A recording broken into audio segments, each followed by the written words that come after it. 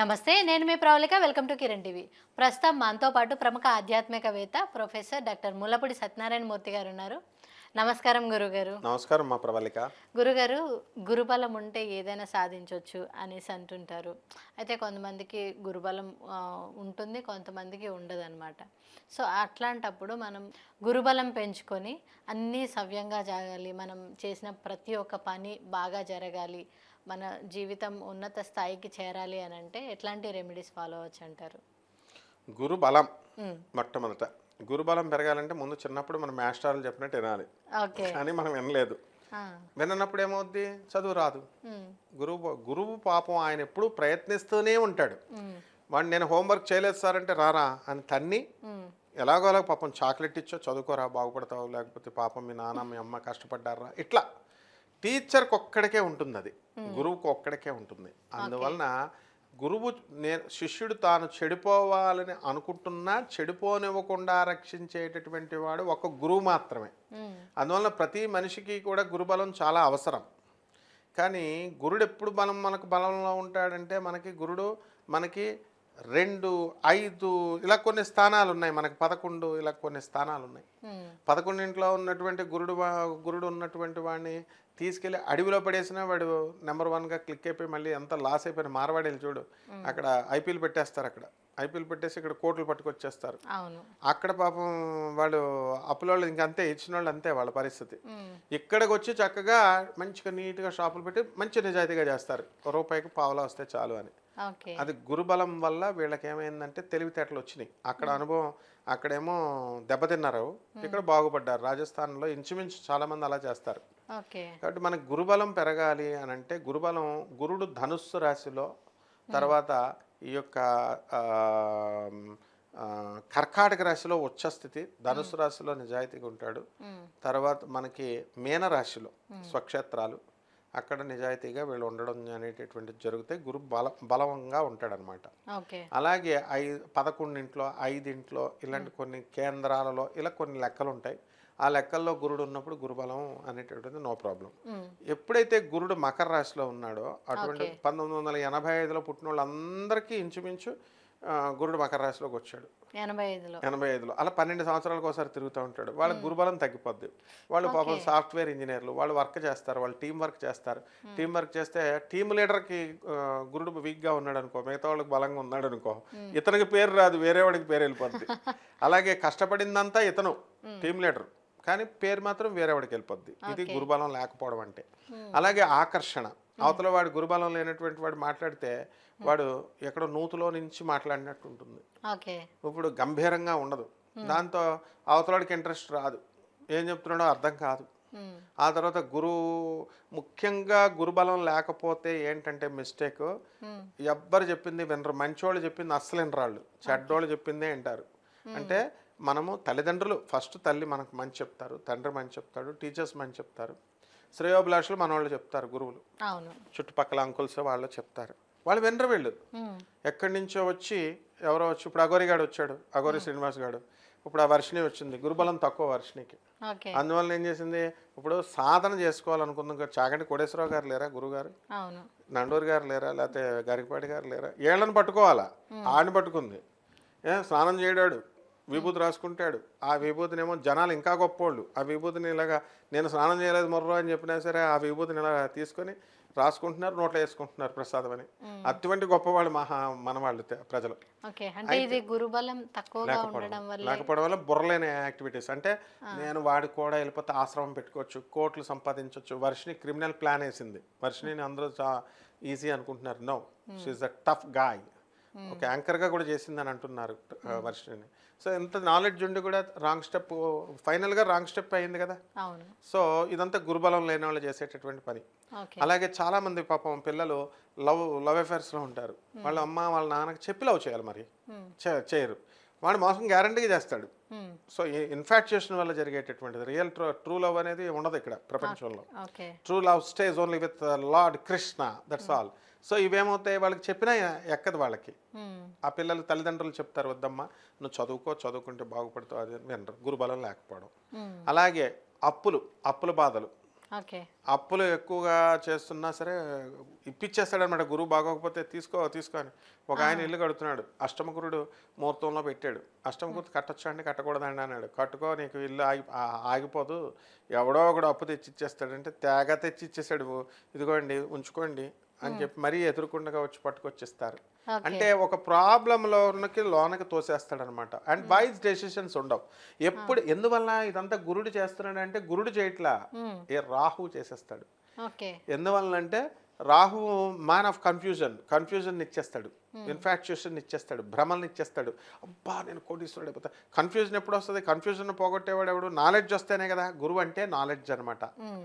అంటే అది వేదస్వరూపం. కాబట్టి గురువుకి ఎప్పుడు కూడా గురుబలం పెంచుకోవాలంటే ఏం చేయాలంటే ఆవును పూజించాలి. ఇలాంటివి మంచిగా ఈజీగా అంటారు. ఆవు పూజ అంటే రోజు ఆవు దగ్గరికి వెళ్తారు, మేత పెట్టమంటే ఆవుకు ఒక అరటిపండు పెట్టేస్తారు, చపాతీలు పెట్టేస్తారు. ఆవును పూజించాలా, పెద్దలు చెప్పేది వినాల. వాళ్ళ తల్లి ఏది చెప్తుందో తినాలా, తండ్రి ఏది చెప్తాడో తినాలా, భర్త ఏది చెప్తాడో తినాలా. నెక్స్ట్ భర్త కాళ్ళకి రోజు దండం పెట్టాలి.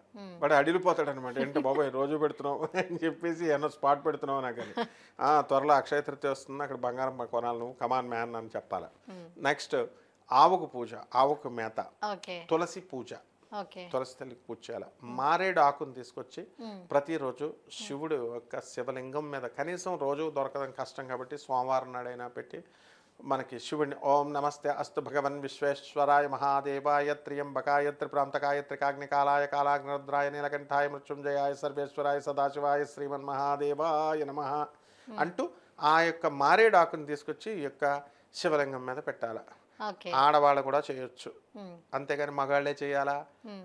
అభిషేకం చేయకూడదు. నమక చమకాలకి స్వరం రావాలా? లలితా సహస్రం చదవాలంటే అక్షర దోషాలు ఉండకూడదు. నువ్వు చేయకూడదు. గాయత్రి మంత్రం ఓం భూర్భువస్వ ఆడవాళ్ళు చేయకూడదు. వేదమాతే గాయత్రే ఆడది, బ్రాహ్మణులు మాత్రమే చెయ్యాలా, మిగతా వాళ్ళు చేయకూడదు. ఇలాంటి కన్ఫ్యూజన్ మాస్టర్స్ అందరూ కూడా రాహుగాళ్ళు అనమాట. వీళ్ళు వచ్చి ఆ గురుబలం మనకు లేకపోవడం వల్లే వాళ్ళు ట్రాప్లో పడతారు. వీళ్ళు వాళ్ళు చెప్పినట్టు వదిలేస్తారు చేయడం. వాళ్ళు చేసేసుకుంటా ఉంటారు. విచిత్రం ఏంటంటే వాళ్ళు చేసుకుని శక్తిని సంపాదించేస్తారు. వీళ్ళు దరిద్రులు అయ్యి వాళ్ళు చెప్పేది, వాళ్ళు ఏమైనా దేవుళ్ళా, మీరేమైనా దేవుళ్ళారా, మీరేమైనా వేదాలు, మీరేమైనా అథెంటిసిటీయా? వేదాలు అనేది ఒక శాస్త్రం ఇచ్చాడు. ఇప్పుడు ఒక సైన్స్ ఉందమ్మా, సైన్స్ చదువుకునేవాడు సైన్స్ చదువుకునేవాడు లేడు, కామర్స్ వెళ్ళేవాడు కామర్స్ వెళ్తున్నాడు, ఆర్ట్స్ వాడు ఆర్ట్స్ వెళ్తున్నాడు. వేదాలు ఏమైనా వినాలని ఏమన్నా రూల్ ఉందా? వింటే మంచిది అని చెప్తున్నాము. వేదాల్లో ఎక్కడ చెప్పలేదు ఇలాగా. వేదాల మాటే వినని వాళ్ళు మీరు ఈ బుడంకాయ గాళ్ళు గాయత్రి మంత్రం చదవకూడదని ఒకటి చెప్తాడు, లలితా సహస్రాల అక్షర దొరస్తాలని నువ్వు చెప్పకూడదు. ఎవడు వీడు అసలు? నీకు సంబంధం ఏమిట్రా అని ఎవడు అడుగుతాడు? గురుబలం ఉన్నవాడు అడుగుతాడు.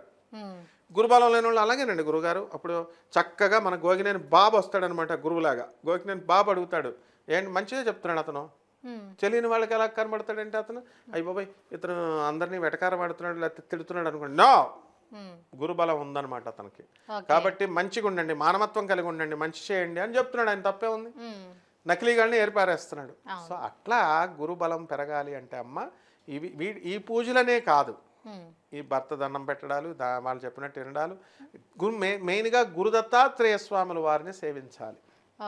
దత్తాత్రేయ స్వామి ఆరాధన వల్ల గురువులు ఎవరు? ఆదిశంకరుడు, గురుదేవుడు దత్తాత్రేయుడు, బ్రహ్మ విష్ణు మహేశ్వరుడు ముగ్గురు కలిసి, తర్వాత కృష్ణుడు జగద్గురువు, తర్వాత మనకి రామానుజాచార్యులు వారు, రాఘవేంద్రుడు, పోతులూరు వీరబ్రహ్మేంద్ర స్వామి, వీళ్ళంతా గురువులే కదా. మంచి చెప్పే ప్రతి ఒక్కడు గురువే. కానీ మనకి అంటే మనం చదువు చెప్పే గురువులైనా మన గురువులే, మంచి చెప్పే వాళ్ళైనా గురువులే అని అంటున్నారు కదా గురుగారు. ఎగ్జాక్ట్లీ. ఓకే, అంటే మనని ఎవరైతే ఒక దారిలో నడిపిస్తూ మనని గైడ్ చేస్తారో వీళ్ళందరూ గురువుల కిందకే వస్తారు. అయితే గురువుల కిందే వస్తారు, కానీ దానికి స్టేజెస్ ఉంటాయి కదా. ఎలిమెంటరీ స్కూల్ టీచర్ ఉంటాడు, వాడు పాపం 2వ క్లాస్ వరకే లెక్కలు చెప్తాడు. Nursery school teacher. 5వ క్లాస్ టీచర్, సెకండరీ టీచర్ ఉంటాడు, 7th క్లాస్ వరకు లెక్కలే చెప్పగలుగుతాడు. హై స్కూల్ మాస్టర్ 10th వరకే చెప్పగలుగుతాడు. Inter master lecturer JL inter వరకే చెప్తాడు. అలా యూనివర్సిటీలో ప్రొఫెసర్ ఏం చేస్తాం మేము? పాఠాలు పిహెచ్డి వరకు చెప్తాం, ఎంటెక్ వరకు చెప్తాం, లేదా ఎండి వరకు చెప్తాం. ఇట్లా అంటే స్టేజెస్ ఉంటాయి. అలా జగద్గురువు స్టేజు, సద్గురువు స్టేజు, ఇవి పెద్దవి షిరిడి సాయినాథుడు వీళ్ళందరూ పెద్ద స్థాయి వాళ్ళు. కానీ ఇక్కడ ఉన్నటువంటి మంచి చెప్పే ప్రతి వాళ్ళు మన స్కూల్లో టీచర్లు వాళ్ళే గురువులు. వాళ్ళ మాట వినుంటే మనకు ఎప్పుడో బాగుపడిపోదు. సో వీళ్ళు చెప్పినటువంటి వాళ్ళ రక్తం చిందించారు. ఈ రోజున నువ్వు అన్ని రుణాలు తీర్చుకుంటావేమో, మాతృ రుణం తీర్చుకోవచ్చు, పితృ రుణం తీర్చుకోవచ్చు, గురు రుణం నువ్వు తీర్చుకోలేవు ఎట్టి పరిస్థితుల్లో. కొన్ని రుణాలు తీర్చుకోవాలి. ఈ మనుషులు ఏమనుకుంటున్నారంటే అబ్బా మేము పుట్టేసామండి, బెంచ్ కార్లో తిరుగుతున్నామండి, హ్యాపీగా బతికేస్తున్నామండి, హస్బెండ్ ఉన్నాడు, పిల్లలు ఉన్నారు అనుకుంటున్నారు. నో, నీ తల్లిని లాస్ట్ వరకు చచ్చిపోయేదాకా నువ్వు చూడాలా, అప్పుడే మాతృ రుణం తీరుతుంది. నీ ఫాదర్ నువ్వు చూడాలా, వాడు అడగకపోయినా నువ్వు వెళ్ళి అమెరికాలో దొబ్బేసి అమెరికాలో లక్షలు సంపాదించి my father how are you dad అని ఫోన్ చేస్తే సరిపోదు. రోజు చూడాలా. ఆయనకి కాళ్ళ నొప్పులు వస్తే ఎవడ చూస్తాడు, ఆయనకి హాస్పిటల్ ఎవడ తీసుకెళ్తాడు, హార్ట్ అటాక్ వస్తే పక్కింటోళ్ళు ఎదురింటోళ్ళు దిక్కుమాలిన లాగా ఉండిపోతే పాపం ఈ చుట్టపక్కల చుట్టాలు తీసుకెళ్తున్నారు. పితృ రుణంతో మిగిలిపోతారు ఈ అమెరికాలో ఉన్న వాళ్ళంతా. మాతృ రుణంతో ఉండిపోతారు. మేము ఎన్ఆర్ఐలం కాదు, ఇక్కడ తల్లిదండ్రులను చూడడం కల్లా నెక్స్ట్ జన్మలో వాళ్ళకి పితృ రుణం ఉండిపోద్ది, మాతృ రుణం ఉండిపోద్ది. అంటే కర్మఫలం ఉండిపోద్ది. కొంతకాలం వర్క్ చేసి వచ్చేయాలా. అరే జన్మ మనకు ముఖ్యం, జన్మ అది నా భవిష్యత్తు ఎవరికి కావాలి. ఆ భవిష్యత్తు నువ్వు పుట్టుకు తల్లి గడుపులో పుట్టినోడు భవిష్యత్తు నీకు. నీ తల్లి సరిగ్గా చూడకుండా ఉంటే, పాలు సరిగ్గా ఇవ్వకుండా ఉంటే నువ్వు వైరస్ వచ్చి చచ్చిపోదు ఎప్పుడో. సో లైఫ్ కాదు మెయిన్, నువ్వు చేయాల్సిన డ్యూటీస్, ఫండమెంటల్ డ్యూటీస్ ముఖ్యం. అలాగే టీచర్లు రక్తం చిందించి వాళ్ళు పాఠాలు చెప్పారు మనకి. ఇది గురు రుణం. ఇప్పుడు మన చాగంటి కోటేశ్వరరావు గారు, గరికపాటి గారు, నండూరు గారు, వీళ్ళంతా బ్యాచీలు మన వాళ్ళంతా ఎవరైతే ఉన్నారో పాపం అందరూ చెప్తున్నారు కదా. అందరూ చెప్పే దాంట్లో వాస్తవంగా నిజ జ్ఞానం, యథార్థ జ్ఞానాన్ని, వాస్తవ జ్ఞానాన్ని చెప్పే వాళ్ళే సెలెక్ట్ చేసుకోవాలి మనం. వాళ్ళు చెప్పేటటువంటి దాన్ని నిజమో కాదో అన్నది అర్థమైపోద్ది. అది చదువుతో సంబంధం ఉండదు. ప్రతి అమాయకుడు కూడా చదువు లేకపోయినా సరే అమాయకుడు కూడా వాడికి అర్థమైపోద్ది, ఎస్ ఈయన కరెక్ట్ చెప్తున్నాడు, ఈయన రాంగ్ చెప్తున్నాడు అని. సో వీళ్ళందరూ గురువులే.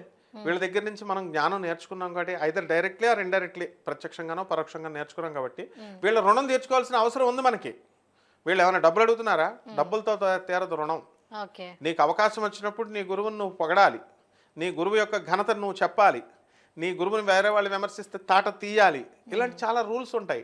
అంతేగాని మనం కూడా అవతల గ్యాంగ్లో చేరి అవునండి మా మాస్టర్ చిన్నప్పుడు ఫ్రెండ్స్ చూడు, టీచర్ ఒక స్టూడెంట్ వచ్చి తిడుతుంటే అవునే కరెక్టే, వాడు మాస్టర్ మన మ్యాథ్స్ మాస్టర్ గారు కొంచెం కొడుతున్నాడు, పొగరు ఎక్కువ ఉంది వాడికి, అట్లా చిన్నపిల్లలు చెప్తారు. అప్పుడు గురువు పాపం వస్తుంది. అలాగే ఇప్పుడు పెద్ద అయిపోయిన తర్వాత అడ్డగాడిదలు అయిపోయి గురువు గారికే పంగనామాలు పెడుతూ ఉపన్యాసాలు చెప్పి పాపం వాళ్ళు ఏదో మంచి చెప్తా ఉంటారు. మంచి చెప్పేదాన్ని తోక పట్టుకొని వేరే మతస్థులు లాగదీసి దాన్ని వక్రీకరిస్తే ఏమైపోయారు మీరంతా?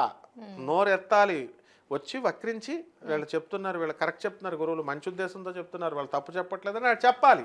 ఇది చెప్పకపోతే గురు రుణం తీరదు.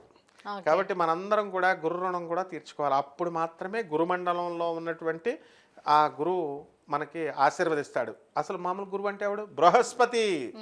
దేవతల గురువు అయినటువంటి బృహస్పతి, రాక్షస గురువు అయినటువంటి శుక్రాచార్యులు, మనం సప్తఋషులు ఋషులు అంటూ ఉంటాం కదా. ప్రతివాడికి సనాతన ధర్మంలో ఫ్యాషన్ అయిపోయింది చూడు. ప్రతివాడు ఏమంటే ఋషులు చెప్పినట్టు చెప్తున్నామండి. ఏన్షియంట్ ఆస్ట్రాలజీ మొన్న కూడా పెడతాడు. ఏన్షియంట్ ఋషులు చెప్పారండి ఎక్కడైనా వెలాసిటీ వేగం మోడర్న్ సైన్స్లో ఉన్న వేగం ఆస్ట్రాలజీలో చెప్పారా అండి అంటే, ఒరే మూర్ఖుడా చెప్పారా నాయన. మనం గురుగ్రహం బాల్యావస్థలో ఉందా, యవ్వనావస్థలో ఉందా, వార్ధక్యావస్థలో ఉందా అని చూస్తాం.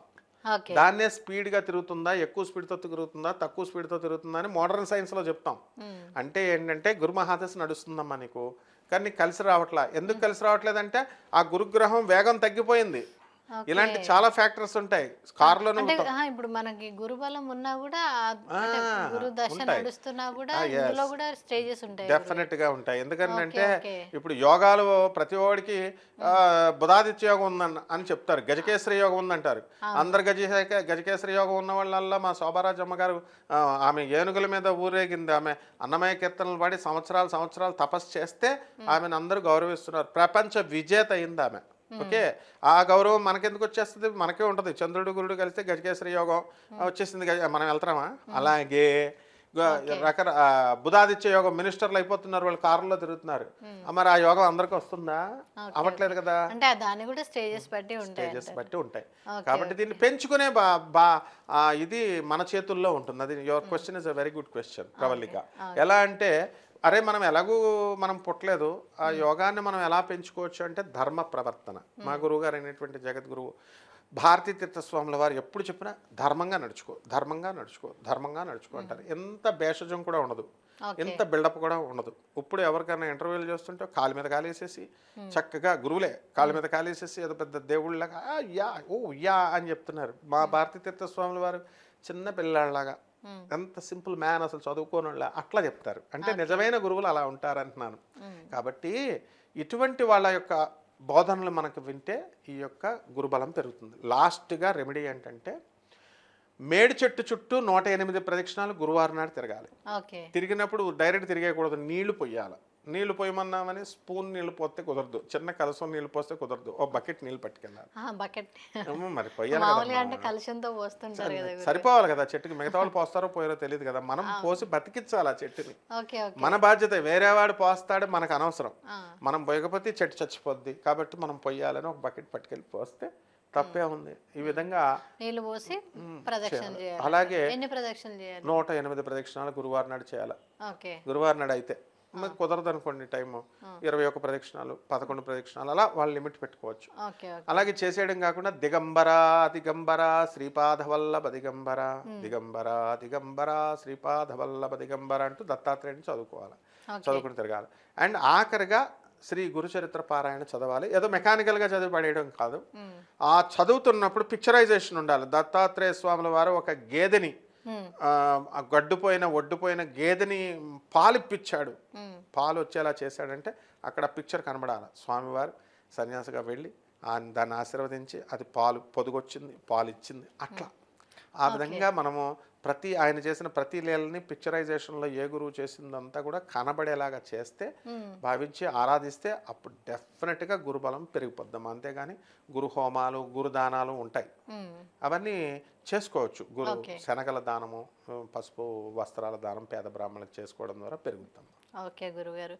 అంటే గురుబలం లేని వాళ్ళకి, అంటే గురుబలం ఉండి కూడా కొన్ని స్టేజెస్లో ఉండి అది బలంగా లేని వాళ్ళకి చాలా చక్కటి రెమెడీ తెలియజేశారు. ధన్యవాదాలు గురుగారు. ధన్యవాదాలు. చూసారు కదా, మీరు గురువుగారిని సంప్రదించాలి అనుకుంటే స్క్రీన్ మీద ఉన్న నంబర్స్కి కాంటాక్ట్ అవ్వండి. ఈ వీడియో కనుక నచ్చినట్లయితే లైక్ చేయండి, షేర్ చేయండి. మరిన్ని ఇలాంటి వీడియోస్ కోసం మా ఛానల్ని సబ్స్క్రైబ్ చేసుకోండి. Thank you.